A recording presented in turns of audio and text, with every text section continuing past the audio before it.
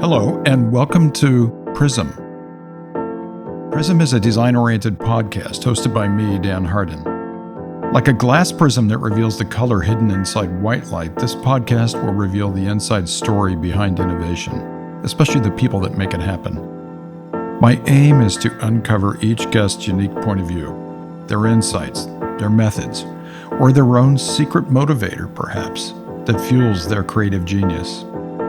Today I have with me Dr. Lorraine Justice. Lorraine is currently serving as the Dean Emerita, and she's a professor of industrial design at the Rochester Institute of Technology. Lorraine is the author of two books, China's Design Revolution and The Future of Design, Global Product Innovation for a Complex World. She also served as the Dean of the School of Design at the Hong Kong Polytechnic University. She was able to take the school from relative obscurity to one of the top design schools in the world within less than 4 years. Lorraine is also an active member of the TED community. She's given several talks, TED Talks, and even TEDx Talks in Hong Kong. Lorraine, it is such a pleasure. I've known you for a while, but welcome, a huge welcome. Thank you, Dan. My pleasure. So the reason I thought about you for PRISM is your extensive work in China. And this idea of really digging down into culture, specifically designing for different cultures. I thought that would be a great topic for us. Oh, definitely. What got you, how did you end up teaching in China? Well, I was at Georgia Tech and I felt like I had done a good job with that program. And then I got this call from Hong Kong. Now, I had been in China prior to that, and I loved mainland China, but I had never been to Hong Kong. So I went there, interviewed for the job, and they offered it. And the next thing I know, I'm putting the American dream in storage, and my husband and daughter came with me and didn't look back. And so I was there for 7 years and learned much. When you go into another culture, you expect to learn about that culture, but I learned more about the West at the same time, like really how we are. And it just became very clear. And plus, I was a minority there, and it was just fascinating. So what do you mean by you learn more about the West? Is it because you were able to see your own country and your own culture from afar? Yes, absolutely. In fact, I noticed, well, there were always the business things like, and I learned all this the hard way. You don't sit at the head of the table. That's for the student intern. It's the middle of the table that's important. But the thing I didn't know is the person who sits across from that person is sometimes supposed to pose an argument. Now, in the West, we start almost every sentence out with I this, I that, I this. Mm-hmm. And it's not that way. It's more of a team effort over there for things. Now, every now and then someone will take credit, maybe the CEO will, but it's a more humble type of speaking. And so I kind of learned to temper my talk and maybe not be as, Western rugged individualist type of thing. Mm-hmm. What about when it comes to design in as thoughtful a manner as you possibly can? Like, what makes this culture tick, and how can I, as a designer, be respectful to that culture and bring forth some of that heritage and depth of humanity that they often will expose more readily than we do here in the United States? But how can I represent that in design and my solution, while at the same time producing design that's as universally accepted as possible? Well, Dan, one of the things I learned was we can't really take Western research methods and just move them into situations in China. And I was on one job where an American software company, large company, wanted to run a focus group in Hong Kong and wanted to get young people together to look at some software they were doing. So we did, and we quickly found out that the focus group, the young kids in the focus group, they wouldn't talk in front of each other. They were too shy. So we separated the boys and the girls. They still would not talk in front of each other. So I kind of devised a bring your friend research method where I invited someone to do design research and asked them to bring a friend they felt comfortable with. And then they would sit and talk about what we were looking at, the software, and argue if they needed to. And I got a much richer amount of data. So the lesson was make sure your setting is correct, make sure that you understand those customs. And it's not about necessarily a dialect or a language thing. It's more about a behavioral vernacular and how you first have to understand where they're coming from. Get inside of their minds first, Right. so that you can find the richest information. Because when you're doing the research, you're mining for understanding and insight. And if you're not even able to get through that first layer, you can't expect to get anywhere with your research. Right. And even if you got some responses, they may not be very good or they may not be valid. Sometimes people would say things just to think they're pleasing or saying the right thing. My ideas of what even good design was did not necessarily apply to other cultures. I remember doing a project for Richard Lee, who's Li Kai-shung's son. Mm-hmm. And he owned a satellite company in China, and he asked us to design. This is back when I was at Frog Design, and he asked us to design satellite phones for him. So, me and my team, we designed what we thought were really cool solutions, and we took them over to present. We laid them out on a table. We were all sort of cocky and proud of what we had done. And he didn't say anything. He's looking. I presented the first one, the second one, third one, still no reaction. Oh, no. I get to the fourth one. He's like, "Are you done?" I'm like, "Oh, excuse me. Okay, I could be. I think I am." So he said, "Okay, that one has negative darts. That one has terrible feng shui. That one looks like a Buddhist grave." I was stunned. Oh my gosh. I shut up. I humbled myself and my team immediately. And I'm like, "Tell us more." Yeah. We ended up apologizing and redesigning everything. Mm-hmm. And he put us on a train and sent us up into mainland. And that was one of my very first lessons in cross-cultural design, is you have to, especially as a Westerner, just shut up and observe. More recently, our team had to solve problems directly for the Indian market. And we found, without rushing over there with like solutions, we spent months just researching family life, home life. What does it mean to consume information, share information? It was related to a television for a very large corporation, and I'm telling you, we just learned so much from just being with the problem, just listening. In your experience, when you were even teaching in China, how were you able to step back the way that I had to learn to? Like, what were your experiences in this regards, like really getting to the heart of a problem? Well, you just had to really wade into who were you working for and what about that culture could affect that product. I remember I hired Marty Smith from Art Center, and he was one of their better studio professors, and I believe that's what we needed. So the Hong Kong students took to it, and they realized they needed to think differently. So did you feel like, when it came to design at least, did you feel like their own cultures were limiting their expression as creatives?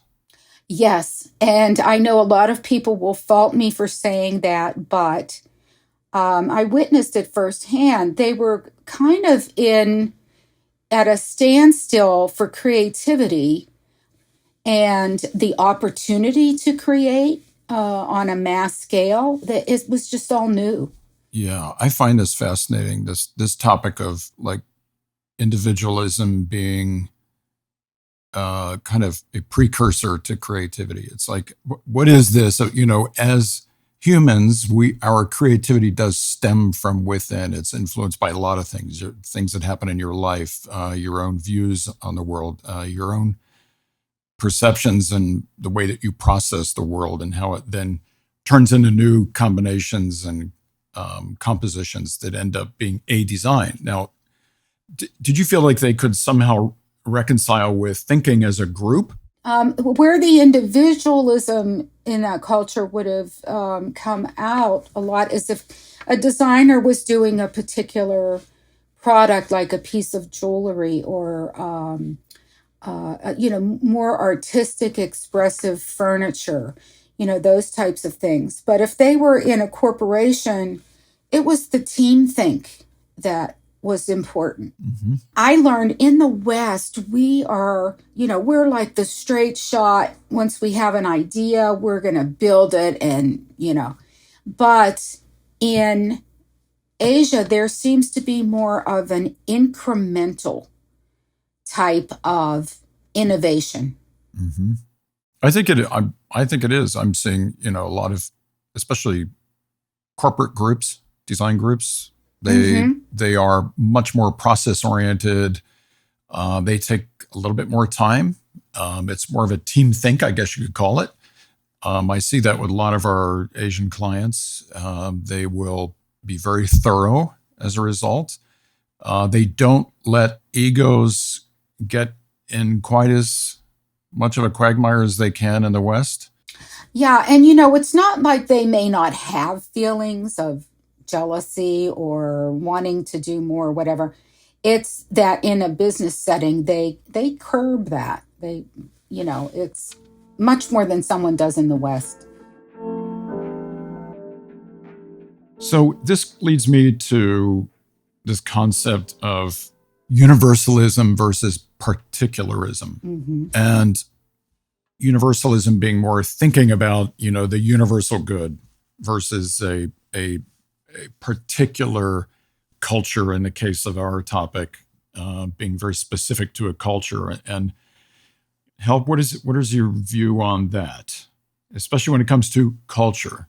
Yeah, well, there are different schools of thought, especially in design, where we have to help preserve the culture. And I think that people need to err on the side of, well, especially now since climate change and pandemic, they need to err a bit more on universal good. Yeah, I think as designers, it's our duty to really protect the planet and be sustainable, but also aesthetically, if there's a way to preserve the culture, whether it's from the form or the shape or the color or texture or whatever.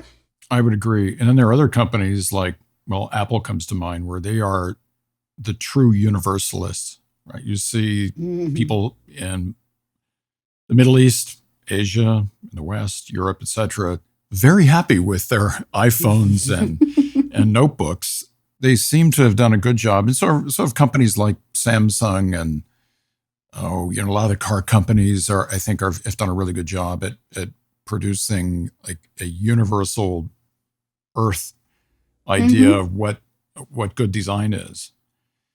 And yet it somehow also makes me a little sad because, in the beginning of my career, I very distinctly noticed the difference between Japanese design, German design, Italian design, and lousy American design. Yeah. Oh boy, yeah. Yeah, and it made me chuckle sometimes, and made me very frustrated, of course, as well. But I loved those differences. I liked seeing those very expressive Italian designs that made you feel alive, made you smile sometimes. But then I also love that Teutonic rightness about German design. And as a designer, I think you have to really think which of these approaches makes the most sense for your particular problem. And then, Dan, down the road, I'm hoping, our 3D printing and technologies that we can personalize our products a little bit more. And I think we may get more products stateside. Oh, yeah, that's another whole podcast right there. Like, can we do it? We have been trying to convince some of our clients to produce stateside if they can. Right. And after you go through a complete analysis, the fundamentals are usually not there. Right. Whether it comes to extended supply chain and management of parts, procurement of very specific pieces and parts.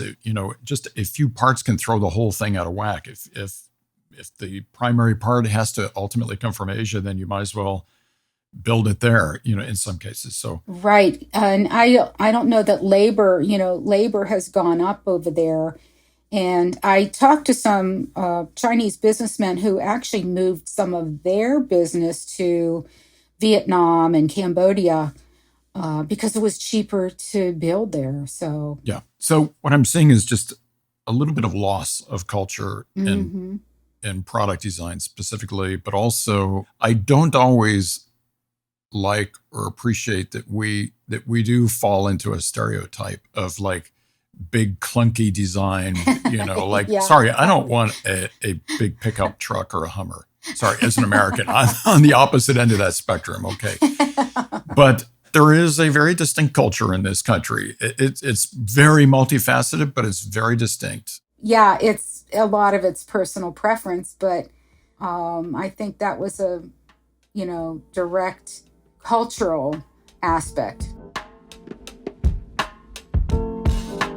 I think there's a lot of dichotomy of cultures that we need to understand as designers. For example, cultures that are more emotional, like Italy, like India, like the United States, versus cultures that are more neutral, like Japan, parts of the Middle East, Switzerland. These countries come to mind, these cultures. Yeah.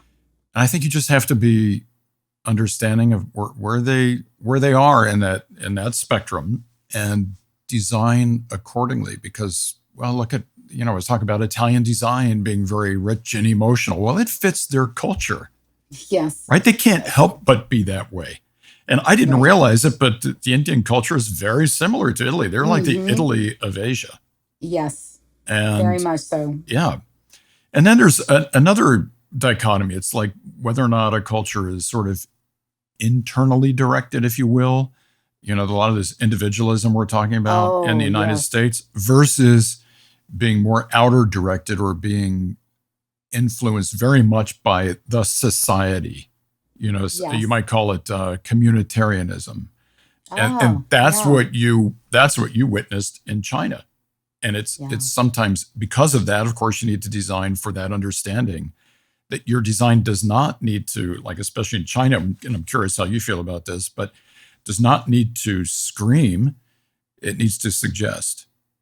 And having that kind of subtlety is, it's just important to understand before you go about even solving the problem. Yeah, when I think of China, when Mao took over and they were manufacturing all types of product, the government was manufacturing all types of products, and they often had the star on there or some other emblem, and the Soviet Union doing the same thing. And so those folks went from designing for the government then to designing for the world. And so, there's been a big change in a short number of years. So where do you see, especially because you spent so much time in China, where do you see this going? I mean, we've seen a trajectory. It seems to have exploded, right? Just the interest in design and the amount of money they put into the industry. Where is China going to be in 10 years and even maybe 25 years in regards to design? Well, first of all, they've already got a jump on having some great design schools. You know, before they were all in the West, Europe, the US. Now they're building their own design schools there, and they're very good. And their students are, I want to say, world class. So the education will be up to par in 10 years, where people from Europe and the West may want to study in China because the new technologies are there. That's a little bit of that's happening now. But I also think they will continue with technology that we can't even conceive of. Yeah, you're right. That's what fascinates me about this whole discussion about culture is they tend to morph. Things change. It's a constant changing field of, people trying things, discovering new things, and the culture begins to take on a different color in a way. I think it's important to become more aware of these cultural differences and, see if it helps or hinders the design of a product or service and the creativity, and just to kind of become sensitive to the differences. The other thing, what you just said about thinking about all these different aspects of culture and how it should influence you as a designer, I think even if you're designing something for your own culture, it does help to really investigate and explore others so that you can understand your own better, and so that you can be just a lot more, like you said, aware of what you're solving for, who you're solving for, and why. And I think it makes your design more complete. I've always been fascinated by this whole notion of like designing for culture within your own culture and even outside of your own culture. There's something very designy about culture, and it's always been an element that I think designers can benefit from practicing in and around. We should steep ourselves in culture if we plan to advance it. Absolutely. I think designers have a big job ahead of them. They have a sensitive job ahead of them, but they're up to it. I believe and this is worldwide. I still look to our designers to make the world a better place.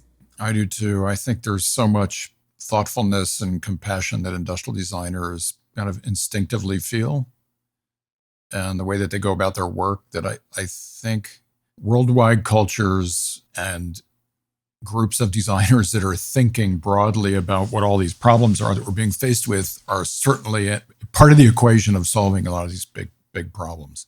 Yeah, definitely. All right, Lorraine, it's just been a blast talking to you. I can't thank you enough.